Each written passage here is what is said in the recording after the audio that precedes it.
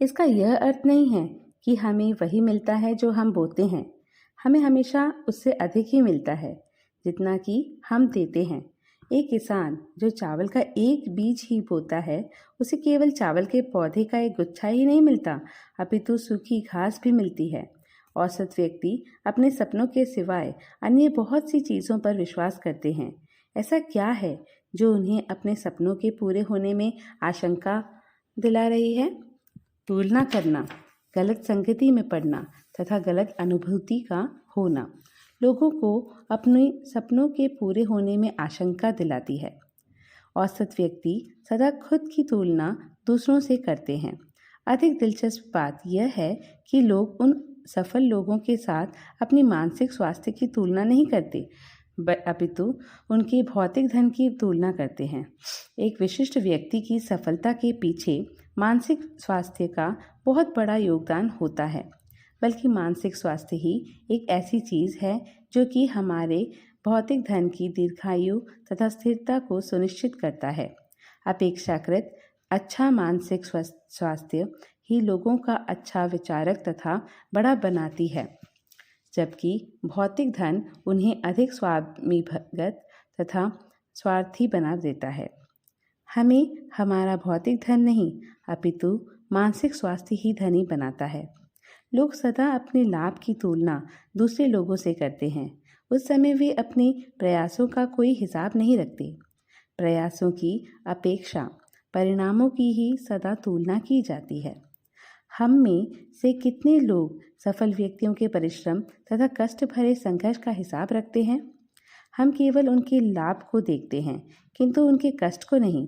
मैंने देखा है कि माता पिता अपने बच्चों की तुलना अन्य बच्चों से करते हैं, किंतु वे यह सच बड़ी आसानी से भूल जाते हैं कि वे खुद भी उन अन्य माता पिता से भिन्न हैं। तो वे कैसे अपने बच्चे से दूसरे बच्चे की तुलना होने की उम्मीद कर सकते हैं? तुलना करना तभी उचित होता है जब वह दो समान वर्ग की वस्तु से की जाए। प्रबल इच्छा ही केवल हमारे विश्वास को लंबे समय तक जीवित रख सकती है। लोग अपने साथियों तथा परिवेशों से प्रभावित रहते हैं।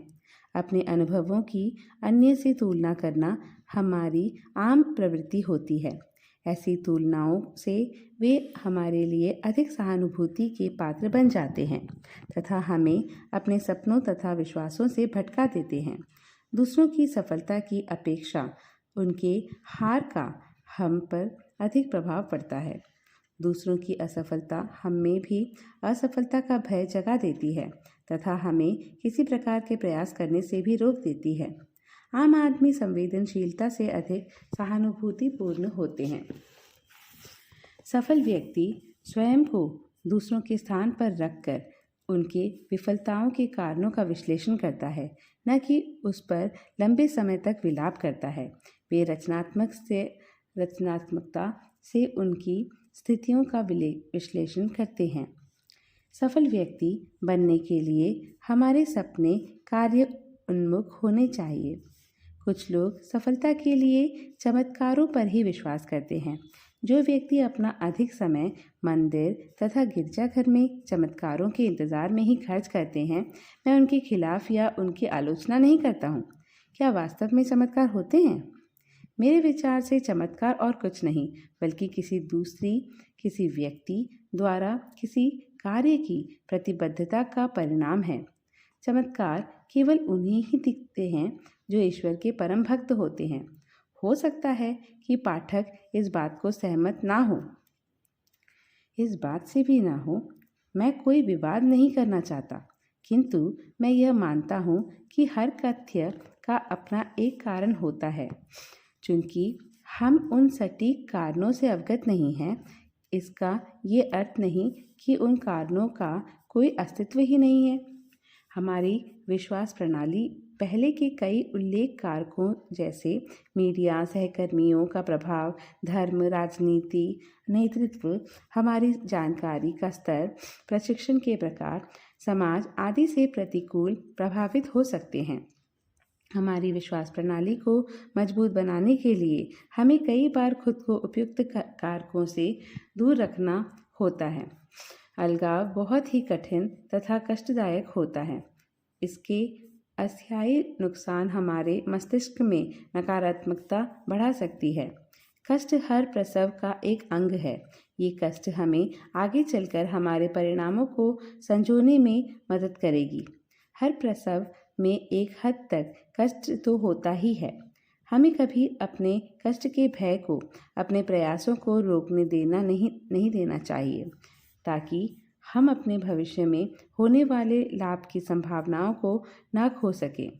हमें अपने कार्यों पर विश्वास होना चाहिए ताकि हमारे सपने दिन ब दिन मजबूत होते जाएं। कुछ कार्यवाही अप्रिय भी होते हैं तथा हमारे आरामदेह स्थिति को भी परेशान कर देते हैं। यह चाहे कितना भी दर्दनाक क्यों न हो, किंतु ये कार्य आवश्यक है। अंडे को बिना तोड़े उसे ऑमलेट बनाना संभव नहीं है। महलों में जो सजावटी पत्थर हैं, वे पहले से ही विकसित नहीं थे, अपितु बड़े चट्टानों के हिस्से थे जो कठोर तथा अजीब से आकार के थे, जिन्हें भारी झटकों तथा विघटन का सामना करना पड़ा था। उनके टूटे हुए टुकड़े शायद नदी के कठिन अनुभवों में ही लुढ़क गए होंगे। प्रत्येक पत्थर का लुढ़कना उनके बहिर्गत कोनों के नुकसान पर बल देता है तथा इस तरह के नुकसान अप्रिय रहे होंगे। कई चट्टान लंबे समय तक लुढ़कने के कारण ही आज किसी राजकुमारी अथवा रानी के लटकन के रूप में उनके पास हैं तथा उनकी मृत्यु के पश्चात भी ये लटकन इतिहास का हिस्सा तथा एक यादगार पल बनकर रहेगा। उस चट्टान के अन्य हिस्से शायद किसी इमारत अथवा सीढ़ियों का हिस्सा बनकर किसी सीमेंट के नीचे दबा होगा। वे चट्टान उन लोगों का भार उसके उपयोगकर्ता को बिना पहचाने उठा रहे होंगे जो उन पर चलते हैं। जितना हमें घिसा जाता है, उतना ही चमक हम में आती है तथा जब हम में चमक आ जाती है, तब हम महलों तथा लटकनों की शोभा बन जाते हैं। कठिन परिश्रम का कोई विकल्प नहीं होता है। बॉक्सर जो अपने अभ्यास के छल्ले में अधिक पसीना बहाता है, उसे अपने अंतिम खेल में कम मेहनत करनी पड़ती है। जब हम किसी चीज़ पर अपना ध्यान केंद्रित करते हैं, तब हमें अति कम बाधाओं का सामना करना पड़ता है। एक विद्युत परिपथ में प्रतिरोध की तरह बाधाएं होना आम बात है तथा आवश्यक भी हैं। जिस प्रकार प्रतिरोध एक यंत्र के लिए ज़रूरत से ज़्यादा बिजली प्रतिबंधित करता है, उसी प्रकार बाधाएं भी अयोग्य व्यक्तियों को सफलता प्राप्त करने से प्रतिबंधित करता है। बाधाएं वास्तव में कठिनाइयाँ नहीं, संभावनाएं होती है, क्योंकि वे हमें विकल्प ढूंढने की वजह दे देती है। बाधाएं हमें खुद का परीक्षण करने के अवसर देती है। ये हमें हमारा अद्यतन करने का स्मरण कराती है। जितनी अधिक बाधाओं का सामना हम करेंगे, हमें जीवन के भविष्य में हम उतने ही अधिक मजबूत बनेंगे। जब परिणाम लोगों की उम्मीदों से परे निकलता है, तब लोग बहुत बेकरार हो जाते हैं।